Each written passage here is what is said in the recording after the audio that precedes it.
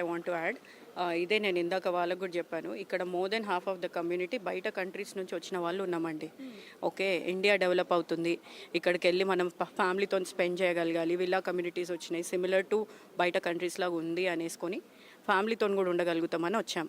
వచ్చి చూస్తే ఇది సిచ్యువేషన్. ఇప్పుడు మా పిల్లలు ఎన్నో ఇయర్స్ అక్కడ పెరిగినారు. నేను వచ్చి ఇప్పుడు 1.5 years అయ్యింది. మోర్ దెన్ 50% కమ్యూనిటీ డిఫరెంట్ కంట్రీస్కి వెళ్ళి ఉద్యోగమో ఏదో చదువో చేసుకొని అన్నీ వదులుకొని అక్కడి నుంచి మనం ఇక్కడ కూడా ఉండాలి ఫ్యామిలీతో అనుకొని వచ్చిన వాళ్ళు ఉన్నారు. సో పిల్లల్ని తీసుకొని వచ్చినప్పుడు మనం వాళ్ళకి ఏం చూపిస్తున్నాం? ఇండియా డెవలప్ అవుతుంది, మనం వెళ్ళాలి అనుకొని వస్తే ఇలా ఉంటే ఇంకా వచ్చే వాళ్ళ కూడా వెనకకు అవుతారు కదా.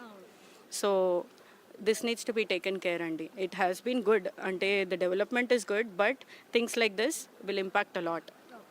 అయితే ప్రస్తుతానికి ఏదైతే 2 రోజుల నుంచి కురుస్తున్న వర్షానికి ఈ విధంగా ఉందంటే వచ్చే 4 రోజులకి ఇంకా ఏ విధంగా ఉంటుందనే ప్రశ్న కూడా ఈ విల్లాలో నివసిస్తున్న వాళ్ళకి ఉందనే చెప్పాలి. ప్రస్తుతానికి ఇక్కడ ఏదైతే ఇప్పుడు మనకి ఇల్లు కనిపిస్తుందో ఇందులో లోపల కూడా ఇంట్లో కూడా ఈ నీరంతా చేరి డ్రైనేజ్లో కలిసిపోయి మరి బయట నుంచి రావడం అనేది కూడా చెప్పారు వాళ్ళు. అయితే ప్రస్తుతానికి చూడొచ్చు చిన్నపిల్లలతో సహా ప్రతి ఒక్కరు కూడా ఈ నీళ్ళల్లోనే ఇప్పుడు ప్రస్తుతానికి గడుపుతున్నారని చెప్పాలి. 24 గంటల నుంచి ఇక్కడే ఉన్నాం మేము. మా పరిస్థితులు ఎవరు కూడా అర్థం చేసుకోవట్లేదు.